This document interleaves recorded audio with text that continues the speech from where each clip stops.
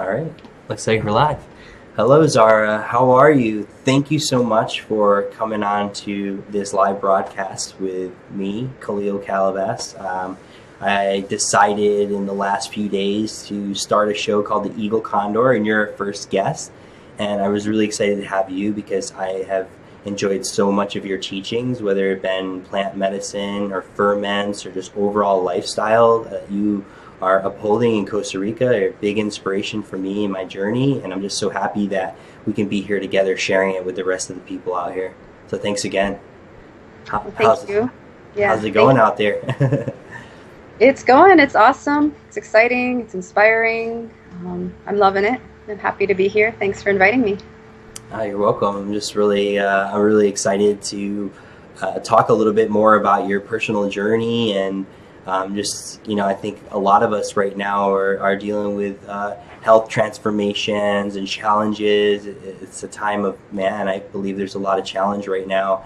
And to hear some positive and uplifting stories of people who took it into their own hands is great. So just, really wanted to talk to you a bit about your personal journey and what led you up to, where you are today. And Okay. thank you. Yeah, I'm happy to share. Excellent. Now, you're in Costa Rica right now, aren't you? I am. I'm in You Costa are. Rica. I'm on the Pacific side right now. Physically, I'm between Dominical and San Isidro on the Pacific side, up in the mountains in a little town called Alfombra near Tinamastes.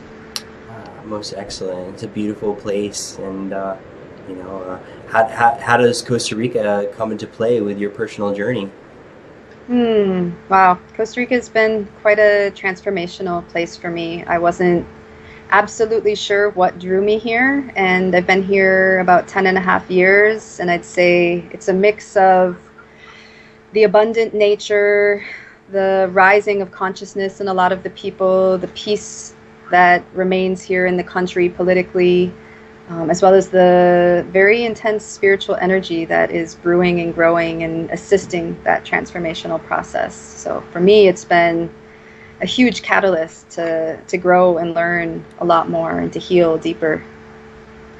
That's beautiful. I think this brought something up when you just said about the Costa Rica being a peaceful place. But I saw a study and they correlated between like how much forest and greenage there was in a place per how much violence, and there was an actual correlation. And I've been to Costa Rica. That's where I met you the first time I went to Costa Rica. I think it was in 2008 or 2009 when I first connected with you, and immediately I just knew the people were different. They just live by the way of peace, and the fact that they don't have a military, just it's really like the first bit of healing I think that I felt when I was there. Was that there wasn't a culture of violence, and that means a lot. So Yeah, it's really powerful. good place to be for sure.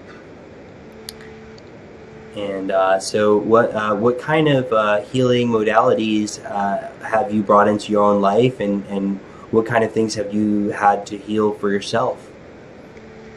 Whew. I was raised with a family that was very much into the realm of natural healing. So from a young age, learning about working with herbs and diet and yoga. Later through, sorry, I have a wild parrot here. It just flew. Uh, Later through some health crises, that led me a little deeper into more study with diet and nutrition for healing. That led me into Chinese medicine.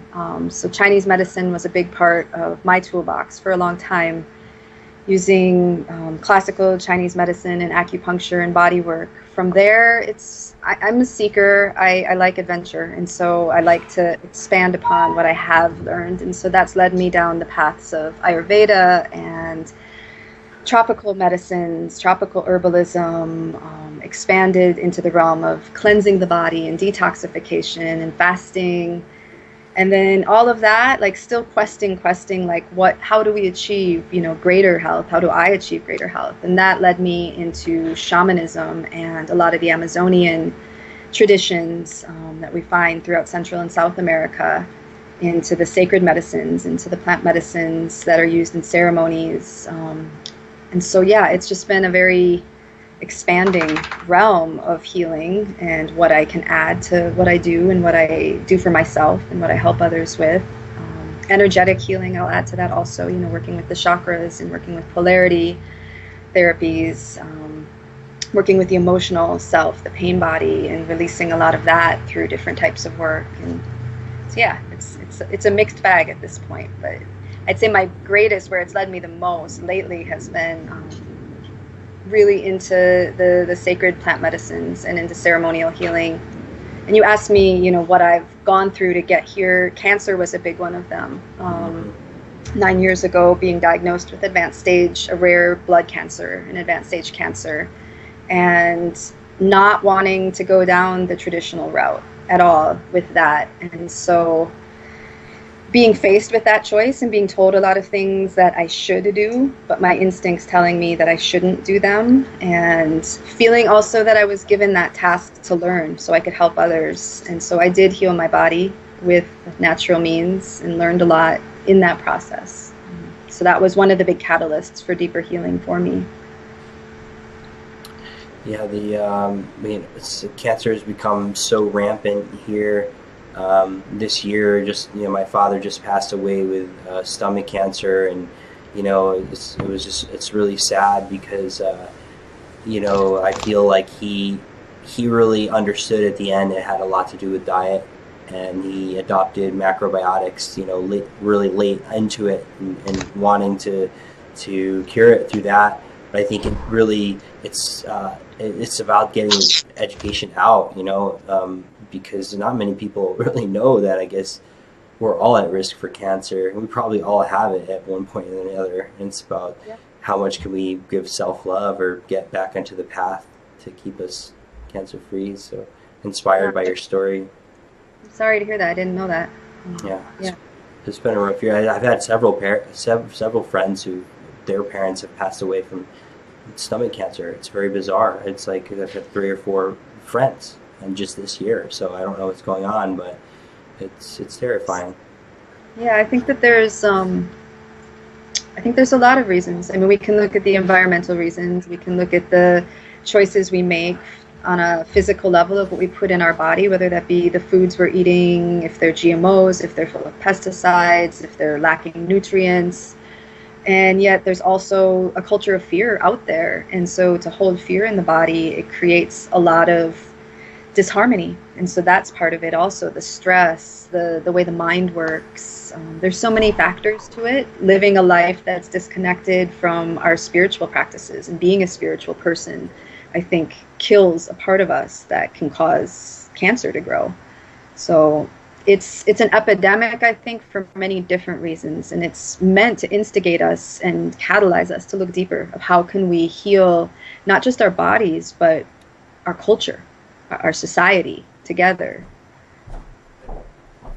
Absolutely. I see that right now there's so much reason to be vocal and to be speaking. I feel like in a way that this communication technology is like the nervous system of our planet, and we're all experiencing these things, and we have these ways of communicating with each other, and the idea is that the only one way is to speak up. And I think there is this weird self-censorship that's happening in the United States, the whole thing with the Keystone Oil pipeline, and a lot of people I know, nobody's really talking about it, and the president hasn't mentioned anything, and the only guy who's really said anything at political level has been Bernie Sanders, and he's like, Obama, wake up, what is happening here? This is the atrocities, and really being vocal about health and political concerns is really important right now. And as I'm very excited that there is this kind of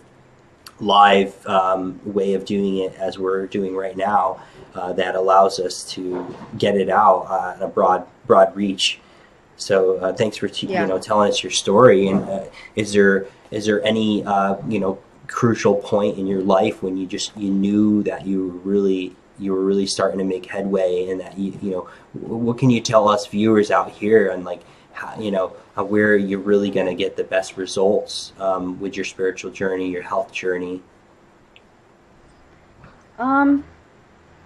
I would say go inside yourself and ask what's going to make you happy. Ask what is really going to make you happy. You know, some people might think, well, if I get rich or I meet the right person, that's going to be everything and it's all going to be better. But why are you here? What's your purpose? And we all have a purpose. We're all here for a reason. And if we're not honoring that, and if we're not living our own truth, we're repressing a part of ourselves. And the more that we repress ourselves or deny ourselves, we have the potential to create a great amount of disharmony, which then can come out as physical illnesses.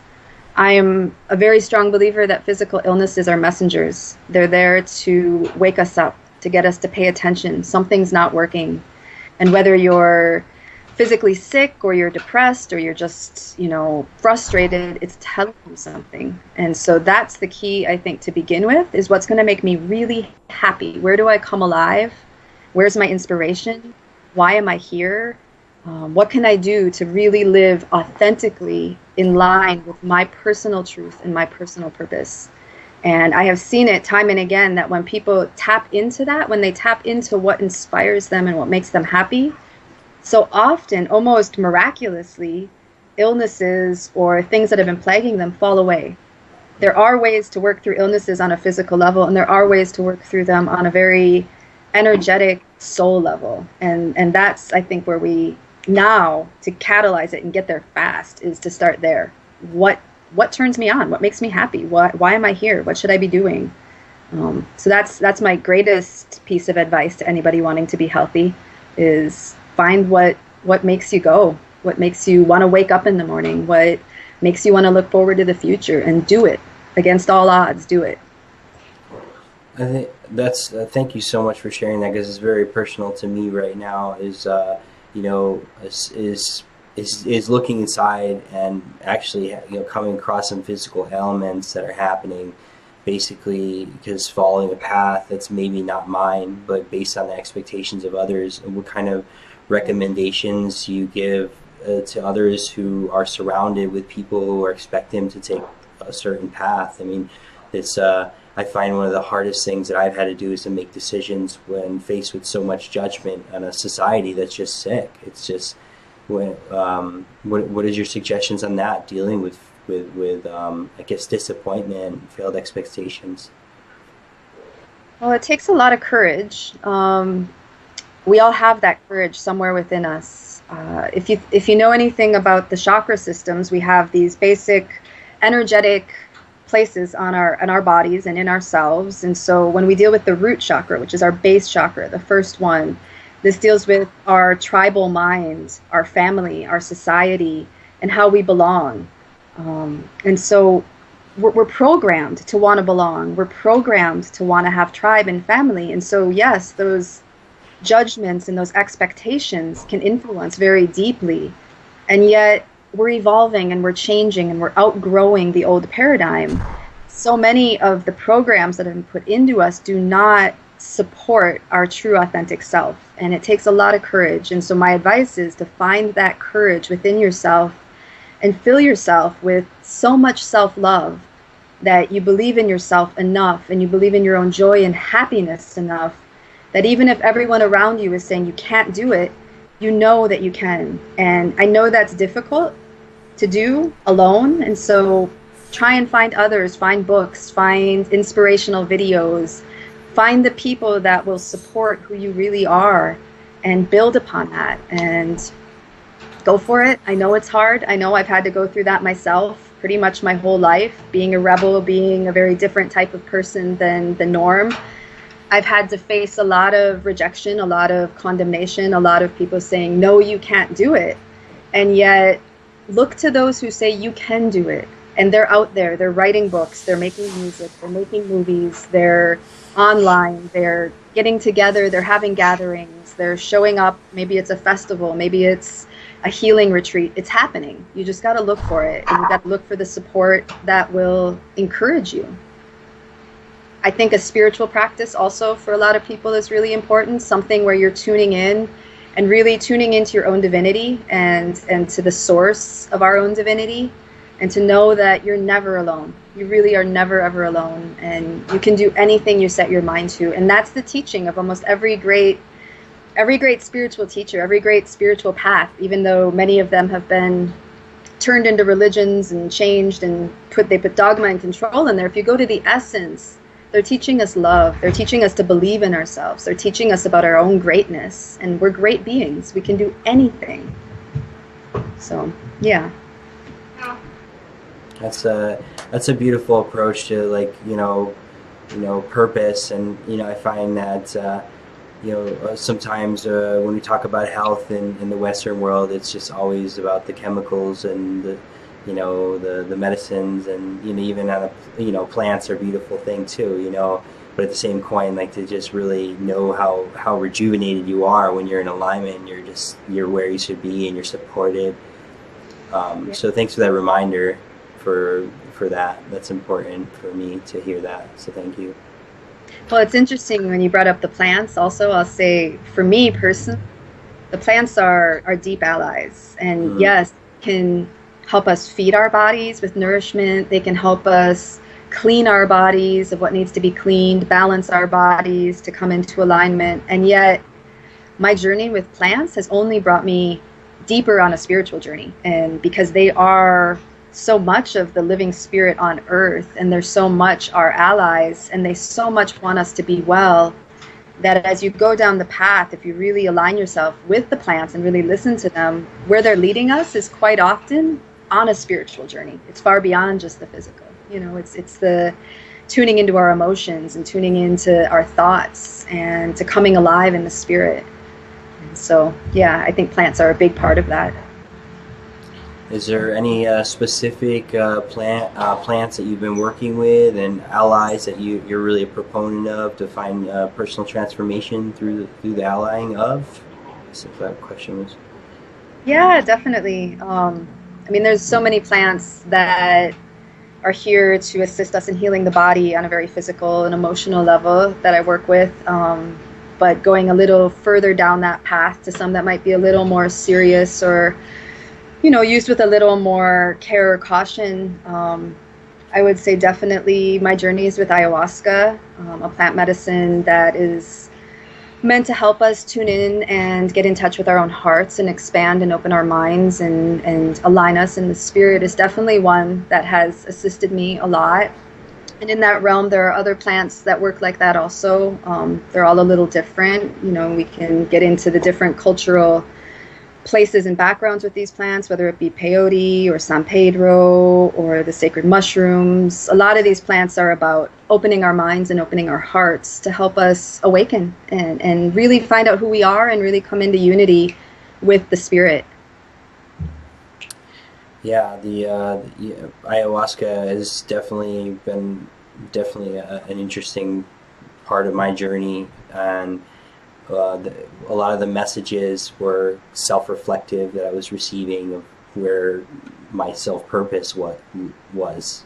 And that message was so loud and clear that it's changed my life, and it's given me a pretty good roadmap for where I want to see myself and which steps to take all the way along the route. Hasn't put me exactly where I need to be at every time, but it's given me a cookie crumb, I guess, to say where to go next. Right. And I feel like I'm on that path right now. So yeah, I do remember one of your cacao ceremonies, and I want to say that was very healing for me, where I've had some heart traumas throughout my life. I think most of us have, but was able to kind of like allow me to take omnidirectional love and to feel that, rather than being so self-focused and center-focused. It's just that we're feeling love all over the place, and that's sacred. Yeah. What do you have to say about cacao? Yeah, cacao. It's a really special medicine, a really special thing to use for healing. And most people don't know of cacao that way. We know of chocolate, and we eat it, and we love it, and it's sweet, and it's tasty, and there's almost like a cultural obsession with it. And I think what people are seeking is the medicine that it's offering, but it hasn't been offered very often until recently, in that ceremonial way, in that way of healing. And so I've been working with cacao for many years, but I'd say more deeply and ceremonially since about 2011. I was apprenticing before that, and then taking it on myself and with a group of others to bring it into ceremony. And so we make a brew that's based on a Mayan recipe that is a very strong medicinal brew of cacao. And so when we come into ceremony, we're setting up that space with the intention that it's sacred, it's a ceremony, and we're using this as medicine. And through the drinking of the cacao, we're inviting it into us and to using it as a spiritual tool and as an emotional healer. Cacao goes right to the heart. It's on a physical level, it's full of magnesium, and magnesium goes right to the heart first. And when it goes to the heart and throughout the body, it softens the tissues, it softens things. And so there's this softening of the heart and an opening of the heart center, an opening of the heart chakra. And in that space, we're using music, we're using, different things like space clearing with the different sage or palo santo. We use anointing of oils, we use healing touch, we use sound therapies. Those are all just to assist the cacao and to assist the process. And what we find is very many people have a cathartic experience. Many of them can go into crying, or we've even had screaming at times. That's a little more rare, but then some people go into the bliss end of it, where they're laughing and expressing their joy and their happiness as a divine being. And a lot of people, it's a deep journey of going inside and finding where they've been blocked and finding that place that their heart's been restricted. Yeah. And so what I have found and what really excites me about using cacao is it's an easy way for a lot of people who might not be ready for the more psychedelic journey, for the psycho-spiritual journey, such as the ayahuasca, or some of the other, deeper plant medicines. This is deep, but it allows them to enter in a way that they might feel a little more safe. And yet it's very, very profound. And so much of what's happening culturally in the world is because the hearts are closed, because they're not open and connected to the spirit and to each other and to their own heart and their own joy and their own love and their own compassion. And so the more that we can break that open and allow it to flow and allow the flowing of love and spirit to be within them and without them, and encouraging that to continue and expand and share with others, we're seeing a healing, not just in each individual, but we're seeing a healing in communities and in cultures. From over the years of working with it, seeing certain people continue to come back to these ceremonies, I've seen them grow and heal in such profound ways. And so I am absolutely impressed with the work I've been able to do with cacao, and honored, like deeply humbled and honored that there is something that is accessible for all ages pretty much, and safe for all ages, and yet is doing such deep, profound work. Yeah. Absolutely. I've done 2 of your ceremonies. I think one was at Vinyasa and the other one was at Selva Armonia. And, each one went a deeper level. And I must say I did have, some tears happen, and then some tears of joy, like afterward. It was like definitely moving things and, in me that I was holding on to. So I definitely contest to the work you were doing with cacao. And I think it was Jan Betts who first told me about cacao years ago and was explaining to me, and I was like, what? I had no idea that I was being used for that. She's like, yeah, for heartbreak and all of these things. And it's like we're not known. And in this chocolate, I can't eat it, the stuff in the States, I can't eat it with milk in it because I get allergic reaction to it. But as soon as I discovered doing it with coconut oil, and some honey, making my own chocolates, and I felt that it was like making me feel better than when I drank coffee, and just on a small amount, personal use. And then when I did the ceremonial amount, I was like, whoa, this is incredibly strong and really, really can get you deep in emotional space. So, wow, and thank you for bringing that medicine to the tribe. Really profound. I've had people after ceremonies at times ask me, did you put something else in there? Right. Was there some kind of, or did you put mushrooms in there? Because I was feeling really, really expanded. And it's like, no, it's just that most of us don't know the power that cacao can have, and the ability to connect us to the spirit. It's really profound. And so I invite all of you watching, if you have the opportunity to ever come to one of our cacao ceremonies, the Mystic Heart Sacred Cacao Tribe is the group that I work with. Or if in your area there is anybody offering sacred cacao ceremonies, give it a try if you haven't, and just go in with an open mind and the willingness to open your heart and see how that medicine can help you. Yeah, absolutely. And you know, this is streaming live on your account, so they can always type in a comment there and where they can find out more information. So, yeah. Yeah. Yeah, for anybody in Costa Rica, the 29th, we'll have another ceremony at Danyasa. Yep. Oh, awesome. Yeah. I think that sounds like an amazing idea. The let's see, what else? Is there anything lately that's been a central topic? One thing I'd like to say is I'm finding a lot of microcosmic things in my own life that are expanded and a macrocosmic. What are your current experiences that are happening now that you could share with us? Current experiences with what? Like, what do you mean? I guess with life, you know, how is your healing journey now? What has the theme been in the last month? I feel like the last month has been like intense for me. Leading up to this, maybe we could go over what's happening. How come it's so intense? I mean, now we got this Aries full moon that's really about just taking the next step. But I mean, wow. Yeah, there's a lot. I think, you know, I'm a firm believer that our cosmic weather, the astrology, is having a very profound effect on our psyches, on our emotions, on our lives here on Earth. And so I follow it pretty closely. And so yes, right now we're leading up to an Aries full moon. In the last couple months, you know, we've had eclipses and different transits, Jupiter going into Libra and all these things, leading us up to a time of great transformation. Personally, I've been very much in the throes of that myself, coming face to face with what really no longer serves me, and any places in my life where I've limited my own thoughts or my own potential, and facing that, like going deep inside and really facing what is it that is left there that's I'm holding back or holding me back, whether it's a thought or a relationship or a behavior or a pattern of some kind.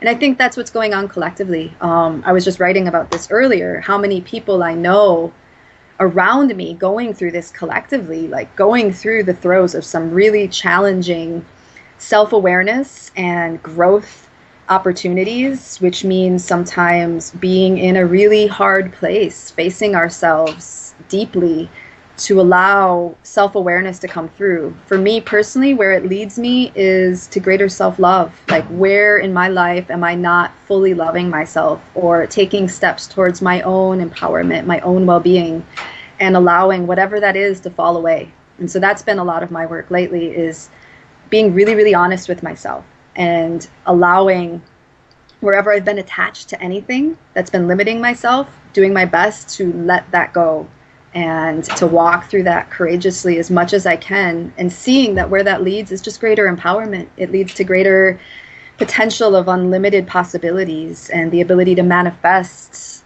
all that we're here to manifest on the level of happiness and joy and purpose. And why am I alive on Earth right now? Personally, I'm alive on Earth, I believe, to assist others in a greater awakening, so we can raise this planet up into a place of radiance, into joy, into peace, into unity, into the new Earth that so many of us are visioning. And so personally, what have I been working on is a lot of cathartic releasing and honest facing of where I've limited myself.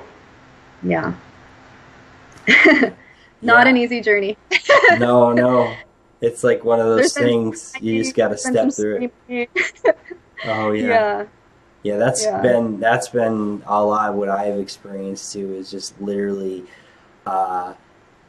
It's like we just open our heart, and you know, sometimes some shadows just get right in there. What can you do? You opened up the heart. You didn't put a toll gate on there, you know.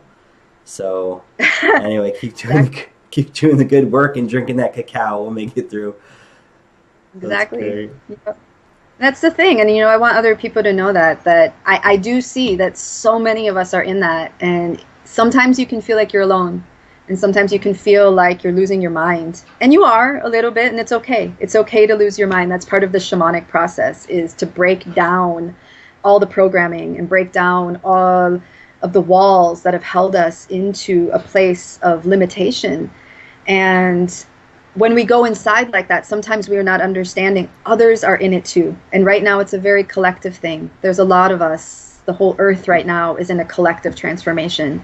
And there's different levels. Different people are arriving at different levels. And so perhaps I've arrived at a different level than someone else, but there's someone else that's a little further than me. And we just share it. Let's share it and keep talking about it and being honest about it and encouraging each other. Nobody's alone in this. We're doing this thing together, and we're all doing our best. And it's not easy, but this is why we showed up on Earth, is to make this change, is to leap forward in our evolution and to come to a whole different place of consciousness and bring in a whole different paradigm where we don't have to live on Earth with war and pollution and separation and pain. There is that future ahead of us if we keep doing this work. Absolutely. Yeah. Well, thank you so much, Zahrah, for sharing your medicine with us today. And I've really, enjoyed listening to your thoughts on personal transformation and your life of working with the plant medicine. And I'd love to do this again if you're ever open to it. And Let's do it. Yeah, that's great. Thanks so much. You have a beautiful day, and enjoy that lush green Costa Rican. What do we call it? Is it winter time now in Costa Rica? Yeah, this is our winter time. We don't Rain get snow. We get call it rain. the green season. We call it the green season to be optimistic about it. It's wet and green. Yep, it's beautiful. Really beautiful. Thank you. That's great. Well, thanks a lot. And just going to turn the stream off here. And thanks everybody for checking in on your first Eagle Condor live stream. Hope to be coming to you live again. We're going to pop up on somebody's account. So, shoot Zahrah a message if you want any more information. And